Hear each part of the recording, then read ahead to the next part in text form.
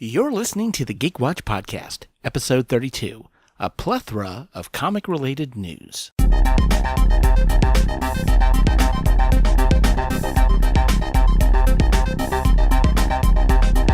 This is the Geek Watch Podcast with Brian Hatcher and Mandy Petrie.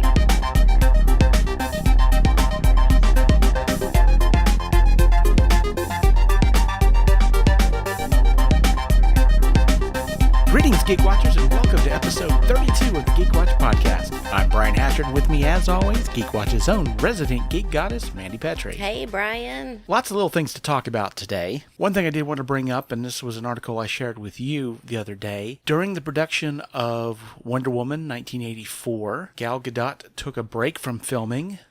They're filming in D.C., and she took a break to go to a children's hospital in full costume and visited everyone, which I thought was pretty cool. It is. Stars actually cosplaying their own characters is brilliant, and going to see kids, and I love it. I love those videos of seeing, Johnny Depp do Captain Jack in a hospital and Tom Holland do Spider-Man. It's so exciting. Oh, yeah. I know some people will say, well, hey, the Marvel, a lot of the actors have dressed up, and yeah, that's definitely true. I think for me, why this was a big deal, number one, because it was a great thing to do, but it's not something that I'm used to seeing DC characters do. And I can understand that to some degree. If Batman shows up, I think the kids would be more scared than anything else. Maybe. With the way they portray those characters, because they do try to play them darker, etc., etc. But really, seeing Gal Gadot do this, regardless of what issues you may have with the DC comics and with the comic book movies, I think Gal Gadot gets it. I think Patty Jenkins gets it, because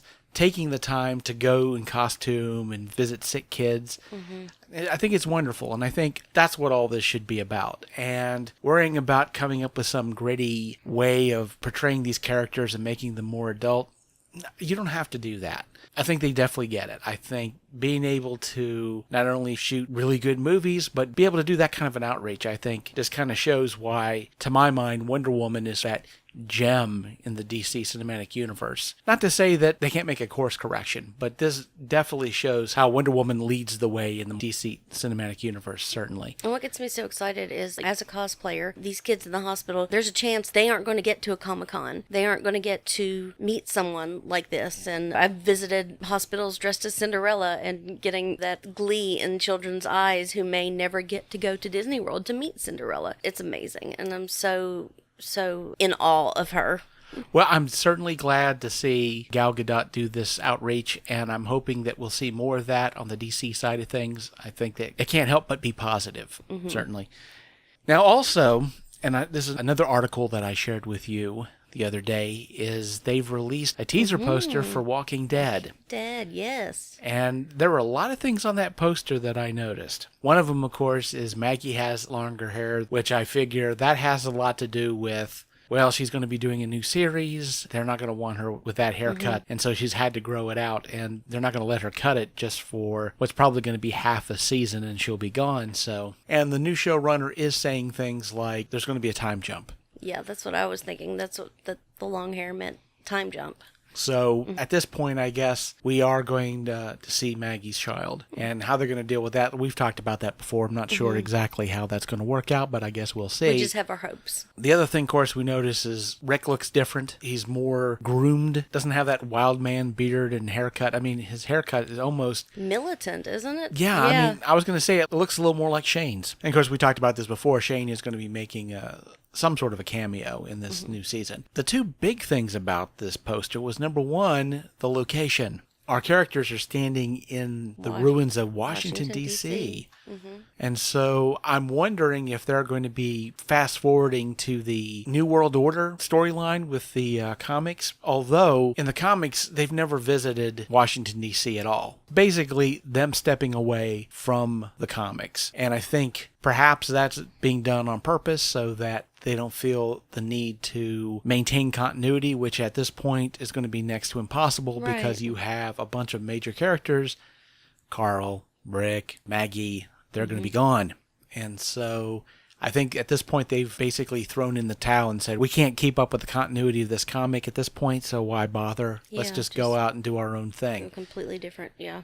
And so direction. they may pull some things from the comic, like New World Order. They may bring in the Whisperers. I don't know. It's very possible. But at this point, all bets are off as far as where the storyline's going to go. Now, of course, the other thing that you notice, if you look really carefully on that poster, is we see the helicopter. I did not notice that. Yeah, the helicopter is back, and so we've seen it a couple of times already. So apparently we will get an answer to what does this helicopter mean, what it is about, what's going on here, since we haven't gotten any kind of answer so far about it. And as I said before, it's just kind of weird, I think, that Rick saw this helicopter and didn't think to mention that to anybody, as if that's not really that big of a deal. Obviously, it's a huge deal in this point. But still, it looks like we're at least going to step into this new world. It looks like we are going to see the world of The Walking Dead expand a little bit more. I mean, that was certainly the theme of the last couple of seasons with Negan and the Saviors. You're getting to see all these different outposts. So the story is expanding, and certainly this is going to be an attempt to expand the story even further. And the show's going to start back up in October, according to the poster. And so I'm sure once that starts up again, we'll have something to talk about. Right. We'll bring back What the Dead. I know last week we talked about Harlan Ellison passing away, and unfortunately we have to report another major genre death, and that of course is Steve Ditko. He, with Stan Lee, helped create a great deal of the iconic things of Marvel Comics. He created Spider-Man's suit, a lot of the look of Doctor Strange. He created that 60s trippy kind of vibe is what Steve Ditko brought to everything. Him and Stan Lee, I think, really were the two people that brought Marvel Comics to prominence and gave us a lot of the wonderful things that we enjoy today. And not just in Marvel Comics. Steve Ditko did go over to DC and he created the New Gods. Oh, really? Yes, Wow. which is where we get Darkseid. Of course, without Darkseid, without that character, you don't have Marvel being able to rip off, able to tribute Darkseid by creating Thanos. Oh, So, look at you Marvel fanboy, are suddenly, defending DC and saying they did it first. well, you know what? The calendar doesn't lie. There's some things Marvel has created that DC did first, no question. But going back to Steve Ditko, he was 90 years old. We've lost a seminal voice. Also, since we're on I think this is going to be a comic book edition of Geek Watch, because it's like we've been talking about comic books. I'm about ready to mention something else comic booky. Okay. Because I got to see Ant-Man and the Wasp. Oh, nice. And I know you haven't had a chance to see it yet. No. Mm-mm. I think it's still a little bit too early to do a heavy spoiler review. I don't want to do that particularly. But I do want to mention a couple things. And I think maybe if you do get a chance to see it in the next week or two, we might be able to do one of those reviews. I think there'll be enough time to pass that we can maybe talk spoilers and it won't be too bad. But I will say one thing about this film. I have seen a lot of reviews, which I avoided until I'd seen it. I didn't watch any of the reviews. But I thought what was really interesting is some of the reviews have not been all that positive.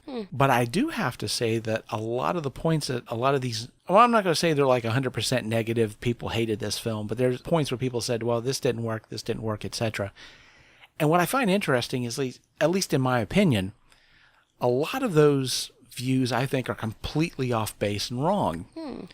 And I think that has a lot to do with the fact that our last two Marvel movies have been epic in a huge scale. Yes. Black Panther, an epic film. Infinity War, oh my God, how epic. Epic of epics. A hugely epic film. And this film is a lot smaller. It's a more intimate film. So a lot of people mention, it's a small film. It doesn't have the oomph the other two. Because that's what they were expecting.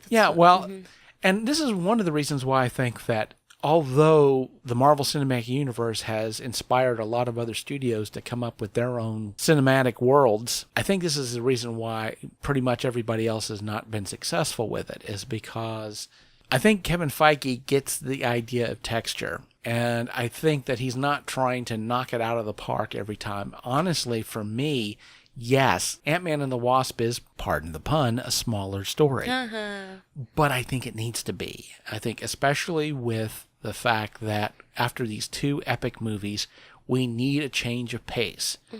because we still have, I'd say, a little bit over a year before we're going to get the next Avengers film. Now, Captain Marvel has just finished wrapping, and so we'll be seeing that the first part of next year. But, of course, this is the end of our Marvel films for the year, or at least in the Marvel Cinematic Universe. We still have Into the Spider-Verse coming up toward the end of the year, but the thing about it is we need the change of pace. Well, and it's still the #1 film in the world, so whether all these reviews are saying whether they like it or not, it's still #1. That is true, no question. But yes, even a #1 film can have its flaws. I have to say, I think the second movie is better than even the first one. Oh, I haven't got to see the first one yet either. See, we got to get you caught up now. I know, yes. It's like you're going to... Bad geek. Excuse me, mister has never seen one season of Supernatural, so well, let's not hear it. Well, I could add to that, I haven't seen any of Game of Thrones. There's a lot of stuff that I haven't seen, but yeah, we'll get you caught up. I mean, after that, then we got to get you through all of Peter Capaldi's Doctor Who. Good Lord, we got to get you caught up because things are changing. Jodie Whittaker's coming up. Exactly. So we got to get you at least caught up there. But getting back to Ant-Man and the Wasp, yes, it's a smaller movie, but it needed to be a smaller movie. That's why I don't have a problem with it. And I know some people weren't that fond of the villain because, it's not a big threat like Thanos. Well, no, it's not. But what I really enjoyed about the villain, Ghost, and like I said, I'm not going to go into a whole lot of spoilers, but it's going along that same line as we've had with Eric Killmonger and even Thanos, where we're getting villains that you do understand why they do what they do. And Ghost is one of those types of villain. I mean, she's kind of a villain, but she kind of isn't. You get why she's doing what she's doing. She has a really, really good reason for it. And the problem basically is you have two ticking clocks competing with each other. They're basically trying to accomplish two different goals, but they need the same thing to do it. And if one person manages to accomplish their goal, the other one's not going to be able to. That's the conflict, but she's not trying to take over the world. She's not trying to destroy anyone. She has a legit need, and she's dealing with it in the only way really she knows how to do it. And so it makes sense. Yes, she's a smaller villain. She's not a huge global threat, but she's the perfect villain for the size of story they're telling. I think if you would have gone with a bigger threat, the story doesn't work for me. I think that the movie, it's not too big, it's not too small, it's just right. Just right. And that was it for me, is I think that especially in this line of storytelling, where we are in the timeline, it's exactly the type of story that we need at this point. After the universal horror that was Infinity War, we need something that is a little more intimate, I think. And not to say that what has happened in the world outside doesn't affect the story. It does. I don't, like I said, I don't want to go into spoilers, but I will say, and this was something I mentioned in my Stardust review of the movie, and I'm going to say it again in case there's somebody out there who isn't aware of this, and it surprises me that in 2018 I have to say this, but folks, stay for the credits. Sit back down. And especially, like I said, I'm not going to do any spoilers this time. Especially with the mid-credit scene, it sets up a lot of stuff. Okay. And it certainly puts Scott in a bad way. And makes you wonder, okay, well, what next? So it definitely has that aspect to it. So yeah, I mean, stay for the credit, folks. You're right. I mean, honestly, why would you not stay for the credits? So, well, I think that should do it for this week's broadcast. We've talked a lot of comic book stuff. Of course, next week we can start making some predictions because next Thursday is the start of Comic-Con. Oh, San Diego. Okay. San Diego Comic-Con. So big stuff. Some possible things that are going to happen, and certainly we can make our predictions and thoughts on what might happen. We'll definitely talk about that next week. So with that said, we come to the end of episode 32 of the Geek Watch podcast. Thank you for listening, and don't forget to tune in next week for the latest in geek news and views with the Geek Watch podcast. For Mandy Petrie, this is Brian Hatcher, reminding all the Geek Watchers out there that we're all geeky about something. Be proud of yours. See you next time. Thank you for listening to the Geek Watch podcast. If you enjoyed this program, don't forget to like and subscribe on your preferred platform and share this podcast on your social media. For links to all the ways you can listen to the Geek Watch podcast, as well as leave comments and suggestions, visit our website at geekwatch.net. The Geek Watch podcast is a Hanging J production.